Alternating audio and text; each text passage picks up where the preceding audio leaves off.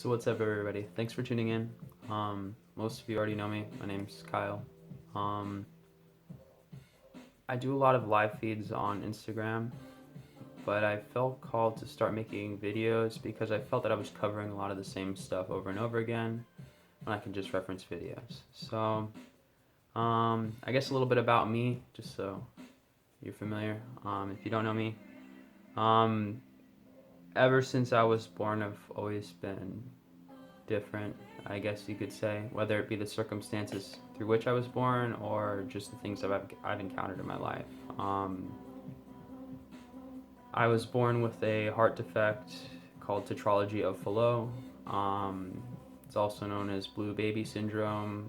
It's basically there's a defect within the heart separating the two ventricles, which causes oxygenated blood to mix with deoxygenated blood, not supplying the body with enough air, so the babies become blue. They were only able to repair that in the 70s, so if I was born 10 years to 15 years earlier, I wouldn't have survived, or I would have lived a life very minimally. But yeah, so that's played a huge role in my journey. I had one operation when I was 7 days old. I had another operation when I was 15 years old. And I had my third operation at the end of last year on December 29th. So I've spent this last almost a month now healing. I can pretty much move my arm again. I now have a defibrillator implanted under my left arm because when you're born with heart defects, it can create irregular arrhythmias, which are hard to slow down. So basically, it's when your heart's at a constant fast rate and you can't slow it down, and it keeps rising and rising until your heart burns out and you die, basically. So I have a defibrillator implanted now under my left arm that will keep me alive in case of any of those scenarios. Now it's interesting that I've had to go through this because I was born into a family that hasn't had to worry about a lot of different stuff. But I've always been fighting ever since I was born, and that's been the kicker in a sense, is that I've always had everything I needed physically provided for me, but the one thing that I truly need to stay here on this earth is breaking down. So yeah, that's been a huge part of my journey, and like when you do my numerology, it actually says that my karma is physical. So I have a tendency to get, obviously I was born with that, but I have a tendency to get lazy and self-indulgent and other things like that. Growing up, I was way bigger than you see now. Over the last 6 years, I lost close to 100 pounds and completely transformed my life. The reason I got to such a big weight was because when I was 12, I started doing meditation, but I didn't know what I was doing. I would go to my grandma's house and I'd get bored. Then I would stare at candles that she would have lit in the living room. Now I kept staring at these candles when I would go over there, and then my vision started opening up because kids are a lot more sensitive than adults. So when I started doing that, started to develop sensory perception, I guess you could say, which led to other things that scared the shit out of me. Also, my aunt was not born with, but my aunt has schizophrenia, and my grandfather had schizophrenia.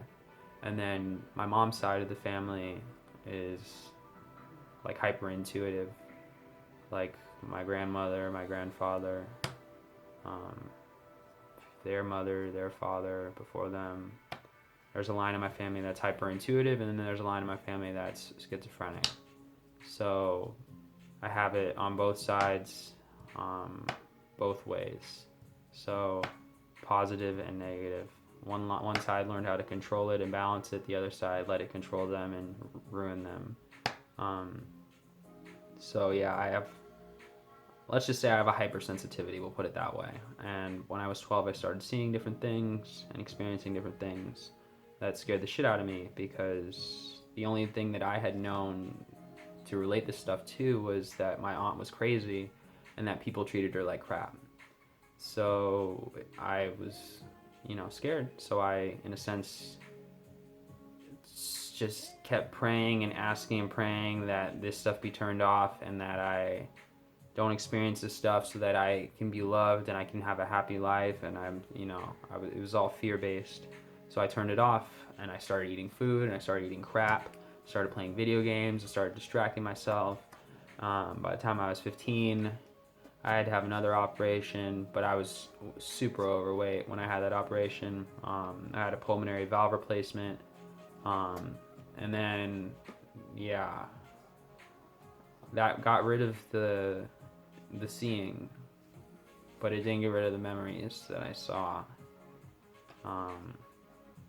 So yeah, definitely it's been a journey being me. Never once have I thought I was normal, but I've always tried to fit in and be normal, which has hurt me more than helped me. So yeah, this last 6 years I've spent changing my diet, losing weight, eating plant-based, doing meditations, doing Kundalini yoga, utilizing adaptogens, utilizing Ormus, playing music, going to sound baths, connecting with people like me. So this last 6 years have been a physical transformation, and then this last year has been more of an internal transformation, as I kind of came out of my shell. So yeah, that's a little overview as to like what I went through, which led me to this point.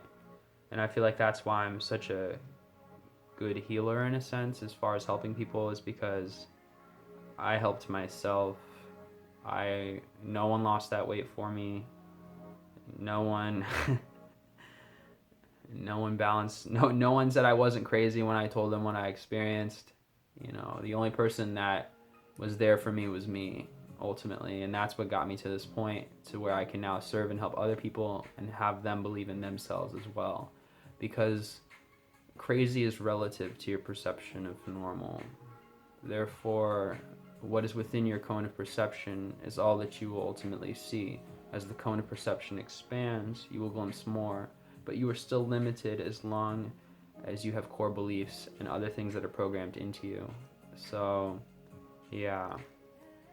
Crazy people aren't actually crazy, they just have an expanded perception and they can't ground. The problem is they can't ground. So like, there's too much energy obviously functioning in the higher chakras, but the lower chakras aren't able to take that energy and balance it down into the ground. So it overwhelms the higher chakras, allowing them to perceive too much. If you look into Rick Strassman's book, the DMT Spirit, the Spirit Molecule, I believe it's called. Check it out. He believes schizophrenic patients are a result of too much DMT releasing from the pineal gland because of their hypersensitivity to energy. So in reality, we're calling these people crazy when they're able to see things beyond our cone of perception, our limited gaze in a sense. So I guess that's what I'm here to help people see, is that craziness is relative to your perception of normalcy. Therefore, whatever you perceive is all that you will ever believe. And I guess what I'm here to show people is that there's more to life than just these 5 senses. There's more to life than what you can prove. There's more to life than trying to reduce everything to matter. There's more to life that matters than trying to explain everything, in a sense. So I guess what I'm here to teach people is that they can be themselves, just like I'm being myself now. I'm now a Reiki master, and I now help people through their healing process, which is cool. it's super fulfilling, and I get to use my vision to help other people, you know, like whereas before it was something that I feared, now it's something that I can utilize in my sessions to see different blockages and how things are moving. Um, so yeah, it's a double-edged sword, I guess. Hypersensitivity and your ability to see can be hard if your vibration is low, because whatever you're vibrating at is what you will perceive. Therefore, if you raise your vibration and elevate your vibration, then when you see, you will only see things on the higher planes of existence and not have to deal with any traumatic things on the lower planes that you might be prone to seeing. Schizophrenic people, in a sense, are just vibrating at a lower density with an open sight. So they're seeing lower vibrational things because they themselves are vibrating at a lower plane of density. You see how that works? So as you raise your vibration through diet, exercise, meditation, yoga, getting out there and trying new things, all of these things help raise your vibration. And then from there, you're ultimately able to open your vision and perceive only the positive things, the higher planes of existence. You were aware that the negative still exists, but you only perceive the higher planes because that is what you focus on. That is what fits within your cone of perception now. You see how that works? So, yeah.